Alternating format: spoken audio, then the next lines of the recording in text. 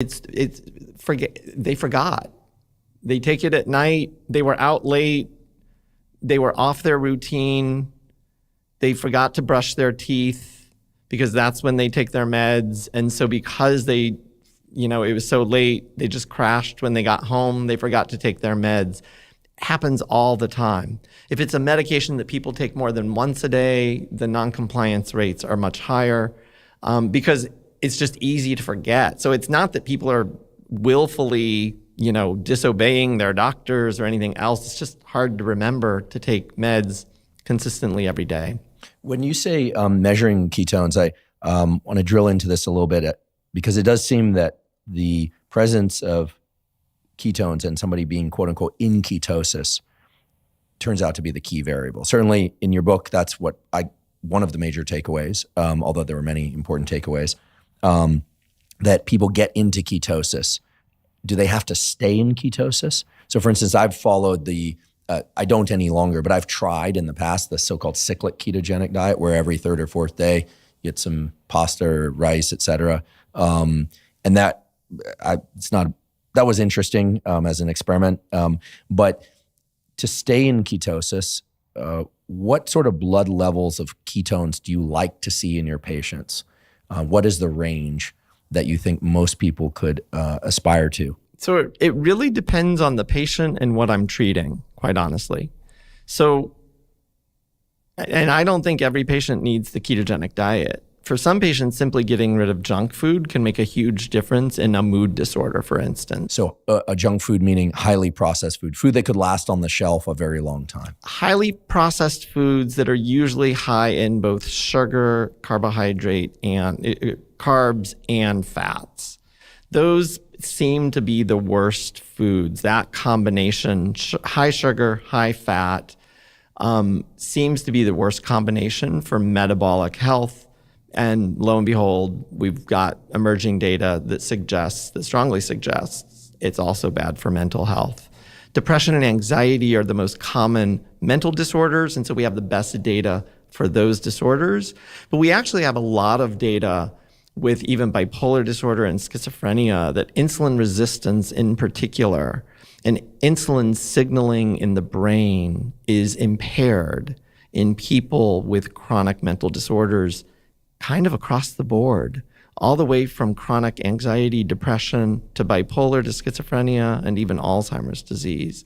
We know that patients with all of those disorders have impaired glucose metabolism, and that the insulin signaling system in the brain, which is different than the insulin signaling in the periphery, seems to somehow possibly be playing a role. So to step back from that, so for some patients, I might just want to decrease glucose and insulin levels, and I can do that by getting rid of sweets.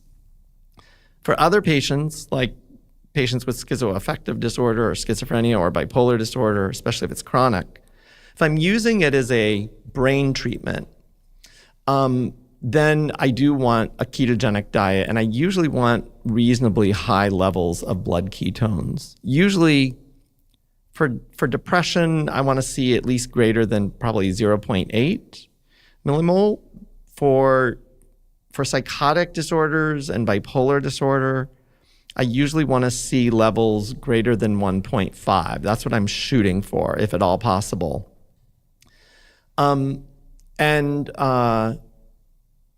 So yeah, I think that's what I'd go for. Mm-hmm. Yeah. So, and sorry, I didn't mean to imply that people need to be in ketosis in order to see some mental health benefits from changing their diet.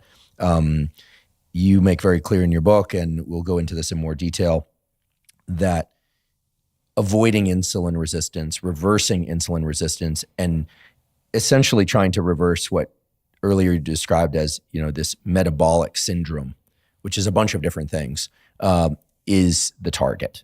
And for some people, getting rid of highly processed foods and focusing mainly on non-processed or minimally processed foods will really help. For others, going straight to the full-blown ketogenic diet will be of most benefit. I'd like to back up a little bit in history and get to something which I find incredibly interesting, which is epilepsy and the long-standing use of ketogenic diet and fasting to treat epilepsy. And the reason I want to kind of rewind to that point in history is that I think that for a lot of listeners and people out there who are familiar with how changing your diet or changing your exercise can positively impact sleep and weight and all these things, and it cascades into feeling better, that makes perfect sense. But for a lot of the world still, the idea that changing or using nutrition as a dissection tool or as a treatment tool to understand and treat mental illness is still a kind of heretical idea. That to them, it kind of falls in the, okay, well, that's like a woo science or something like that. Now, obviously, you're a board-certified physician and psychiatrist at arguably one of the finest medical schools in the world, Harvard Medical School. You know, even though I'm on the Stanford side, we acknowledge our East Coast You're the friends. Harvard of the West Coast. We're not going to talk. We're not going to talk. Or we're the Stanford of the East Coast. That argument could go back and forth a number of times, but you know, this is you're a serious clinician and a serious scientist, and you're a serious thinker. But for a lot of people out there, the notion of using diet, they immediately think, well, that makes perfect sense. Or I think there's a category of people who think, well, yeah, didn't Atkins die of a heart attack? You know, I hear that a lot, you know. So like that was crazy, you know, like people that immediately discard the Atkins diet for that reason, which I do think is throwing the baby out with the bathwater, but it's an interesting thing nonetheless. And then I think that the majority of people sit in the middle and just want to see science and medicine come up with treatments that work. And I have to say I'm very relieved to hear what you said earlier, which was you never said that people should come off their medication and just go on a ketogenic diet and everything will be cured. You're certainly not saying that. No. And rather you're saying, if I understand correctly, that nutrition needs to be considered one of the major tools in the landscape of effective tools, and that it can be very effective, evidenced by the story that you shared. And there are many other stories in there as well of truly miraculous transformations. So let's talk about epilepsy and how the ketogenic diet is not just used for epilepsy, but is one of the oldest, if not the oldest, examples of the use of nutrition to treat a condition of the nervous system that can be incredibly debilitating, even deadly. Yeah. And the reality is that this literature and this clinical history and all of the research we have was the godsend that I needed to do the work that I'm doing. Otherwise, I would have been discredited on day one. Chris Palmer's claiming that a dietary change can influence schizophrenia or schizoaffective disorder. That's impossible, and he's a quack. But the thing that immediately got me credibility was I didn't focus on it as a diet. I did a deep dive into the epilepsy literature. So the ketogenic diet, unbeknownst to most people, was actually developed 100 years ago, 1921, by a physician for one and only one purpose: to treat epilepsy. It wasn't developed as a weight loss diet. It wasn't developed as the diet that all human beings should follow. And the reason it was developed is because of this long-standing observation since the time of Hippocrates that fasting can stop seizures. Now, fasting is not a healthy diet. Fasting is the process of no diet. But so we now understand a tremendous amount of science. Most people think going without food is bad, and they equate it with starvation. But in fact, when we go without food, it causes tremendous shifts in metabolism, both brain and body metabolism. And it puts the body into a mode of autophagy and conservation of resources and all sorts of things that are beneficial to human health. And this is why fasting has been used as a therapeutic intervention in almost every culture and almost every religion for millennia.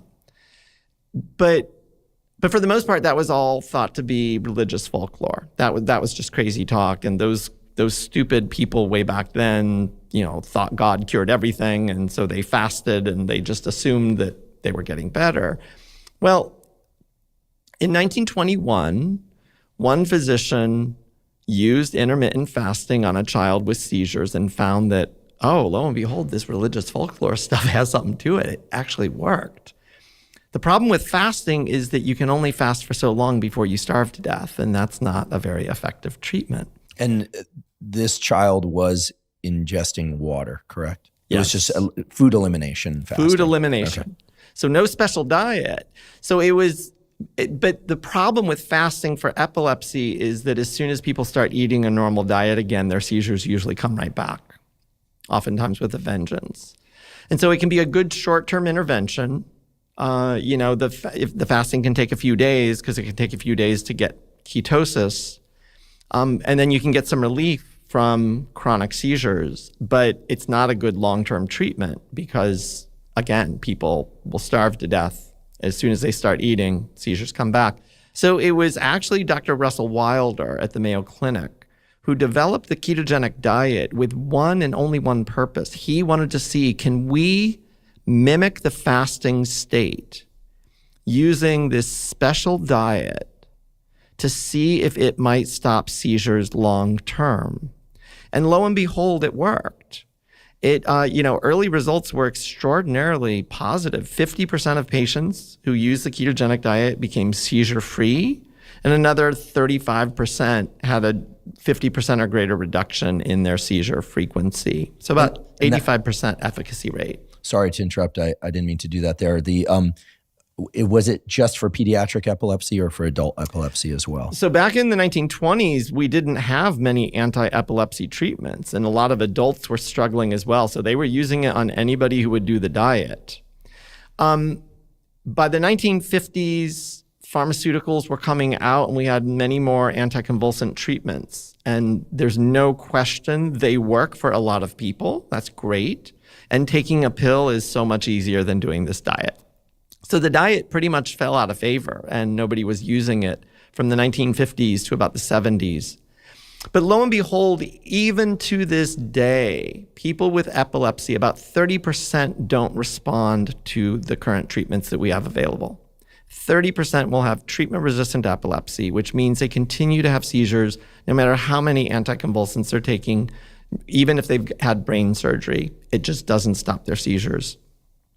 And so in the 1970s, the ketogenic diet was resurrected at Johns Hopkins for these treatment-resistant cases. And lo and behold, it works. Not for all of them, but it works. And about 1/3 become seizure-free. And these are people who've tried everything and nothing's working. So 1/3 becomes seizure-free. Another third get a clinical benefit, meaning a 50% or greater reduction in their seizure frequency.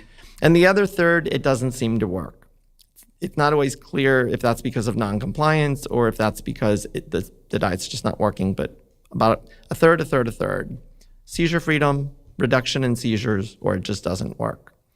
And so the reality, the godsend for me is that we have decades of neuroscience research on the ketogenic diet and what it is doing to the brain.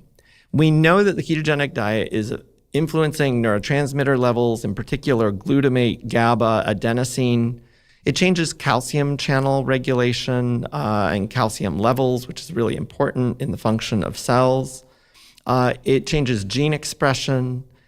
It reduces brain inflammation. It changes the gut microbiome, and gut microbiome is a huge topic right now, and there are some researchers who argue that is the primary benefit of the ketogenic diet. It's changing the gut microbiome in beneficial ways. So it's doing a lot of things. It obviously improves insulin resistance, lowers glucose levels, lowers insulin levels, which improves insulin signaling. The key for my research that I've outlined, the real magic, is that this diet stimulates two processes that relate to mitochondria. It stimulates a process called mitophagy, which is getting rid of old and defective mitochondria and replacing them with new ones. And it also stimulates a process called mitochondrial biogenesis, which means that after people have done the ketogenic diet for a while, months or years, many of their cells in their bodies and brains will have more mitochondria, and those mitochondria will be healthier. And I believe That is the reason the ketogenic diet is such a powerful treatment, not only for epilepsy, but also for people with chronic mental disorders.